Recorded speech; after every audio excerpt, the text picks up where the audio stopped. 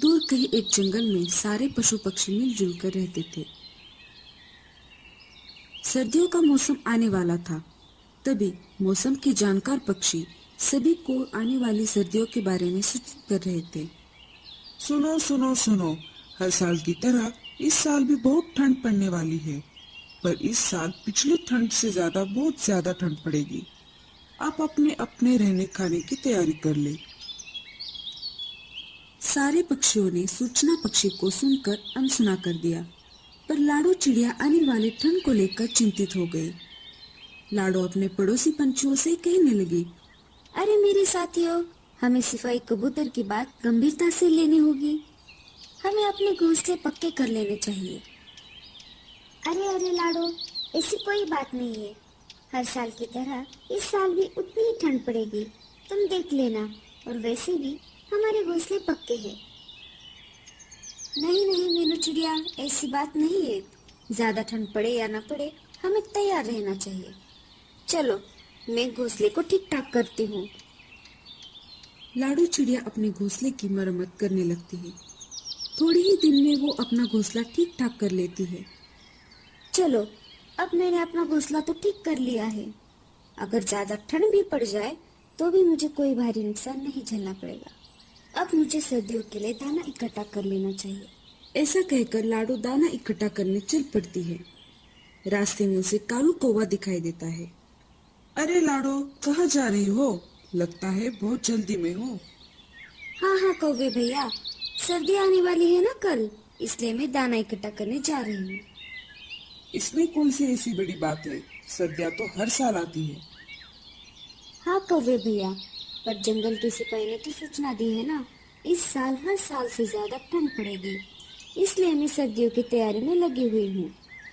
मुझे लगता है कि आप भी सर्दियों की तैयारी कर ही लो। तुम अपना अपना काम देख लो, मुझे सिखाओ मत। मैं खुद का ध्यान रख सकता हूँ। ठीक है, मैं तो बस आपको सूचित कर रही थी, बाकी आपकी मर्जी। ऐसा कहकर लाडो चिड़िया वहां से चली जाती है। कुछ दिन गुजर गए। वैसा ही हुआ जैसा सिपाही बोलकर गया था। इतनी ठंड पड़ गई कि नदी का पानी भी जगह पर जम गया। सारे पेड़ पौधे पर बर्फ जम गई। अच्छा हुआ मैंने घोंसले की तैयारी कर ही ली, वरना मुझे भी ठंड में बाहर रहना पड़ जाता। लाडो अपने घर में मजे से बैठी थी। तभी बाहर से दरवाजे पर ठक ठक की आवाज आने लगी। अरे, इस समय कौन है दरवाजे पर? जब लाडो ने दरवाजा खोल दिया तो बाहर कालू कौवा खड़ा हुआ था। अरे कालू कौवे, क्या बात है? इतनी रात गए तुम मेरे घर क्यों आए हो? तुमसे ही कहती थी लाडो, मैंने तुम्हारी बात मजाक में ले ली। इस साल ठंड तो बहुत ज्यादा है। तुम आज के लिए बस मुझे तुम्हारे घर पर सहारा दे दो। मैं कल ही मेरा घोंसला बना लूंगा। ठीक है कौवे भैया, बस आज के लिए मैं तुम्हें रहने दे रही हूँ, पर कल तुम्हें अपना घोंसला ठीक करना होगा। हाँ हाँ, मैं कल तुम्हें परेशान नहीं करूंगा। कालू कौवा अंदर आ जाता है और लाडो के घोंसले में जाकर सो जाता है। बस एक दिन की बात है, कल वैसे भी ये चला जाएगा। लाडो बगल के घोंसले में सो जाती है। जैसे लाडो की नींद लग जाती है, वैसे कौवा चुपके से उठकर लाडो का खाना खाने लगता है। अरे वाह, मुझे तो बने बनाए घर में पनाह मिल गई और ऊपर से ये दाना भी मिल गया। अगर रोज ऐसा होता तो कितना अच्छा होता। कौवा पेट भर दाना खाकर सो जाता है। सुबह हो जाती है।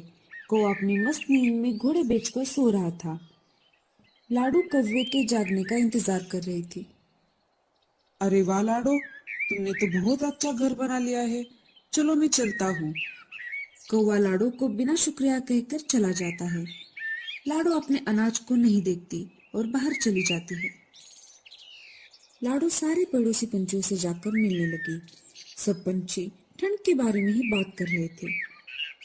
कल रात तो बहुत ठंड पड़ी, हमें भी लाडो के जैसे घोंसला बना लेना चाहिए था।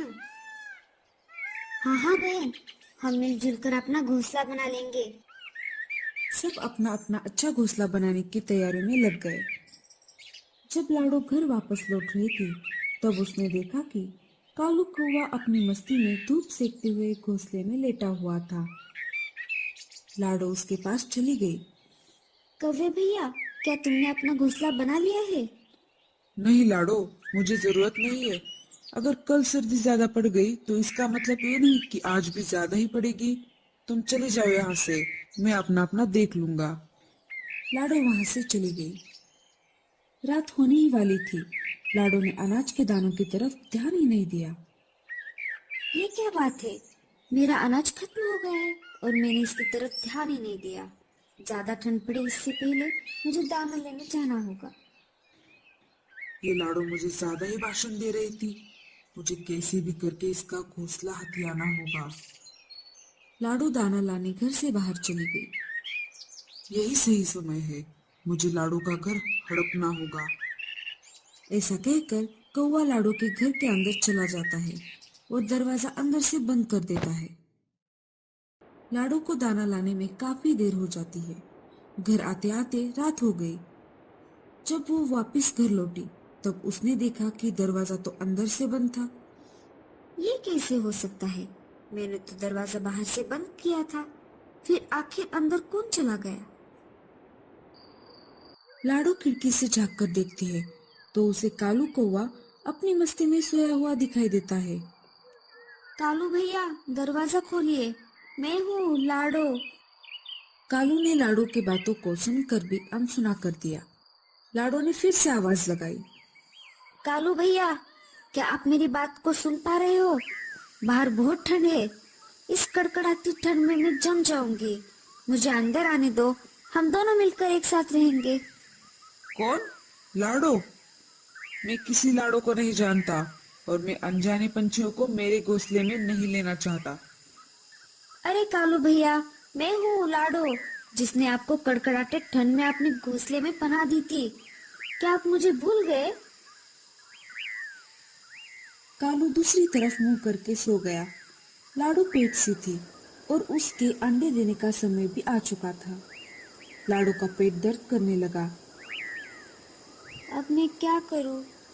मैं कहाँ पर जाऊँ? मेरा घर तो कौवे ने हड़प लिया है। तुम घबराओ मत मेरे बच्चों, मैं तुम्हें कोई नुकसान नहीं होने दूंगी। मैं ऐसा करती हूँ, मैं डॉक्टर तोते के पास चली जाती हूँ। मैं उनके अस्पताल में जाकर शरीक हो जाती हूँ। मेरा ठंड से बचाव भी होगा और उनके पास मेरा गुजारा भी होगा। लाडो कड़कड़ाते ठंड में डॉक्टर तोते के पास चली जाती है। लाडो डॉक्टर तोते के घर के बाहर आ जाती है और घर का दरवाजा खटखटाती है। कौन है? डॉक्टर चाचा, मैं हूँ लाडो, दरवाजा खोलिए। डॉक्टर तोता घर का दरवाजा खोल देता है। लाडो, जल्दी से अंदर आओ, बाहर बहुत ठंड है। डॉक्टर चाचा, मेरे अंडे बाहर आने वाले हैं। कालू कौवे ने मेरे घोंसले पर कब्जा कर लिया है। मुझे समझ नहीं आ रहा था कि मैं क्या करूं। तभी मुझे आपका ख्याल आया। आप देख लीजिए, मेरा पेट बहुत दुख रहा है। तुम चिंता मत करो लाडो, मैं हूं ना। जब तक तुम्हारा घोंसला तुम्हें वापस नहीं मिल जाता तब तक तुम यहाँ पर रह सकती हो। मैं बाजू के घोंसले में रहूंगा। डॉक्टर चाचा लाडो को कुछ दवाई दे देते हैं। ये लो लाडो, इसे खा लो, सुबह तक तुम्हारे अंडे निकल आएंगे। मैं यहीं पर हूँ, पास वाले घोंसले में। कुछ जरूरत पड़ी तो मुझे आवाज लगाना। इधर ठंड के कारण एक हाथी पागल हो जाता है।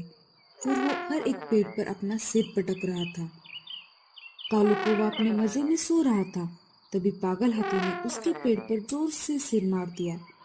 वैसे ही घोंसला जोर जोर से हिलने लगा।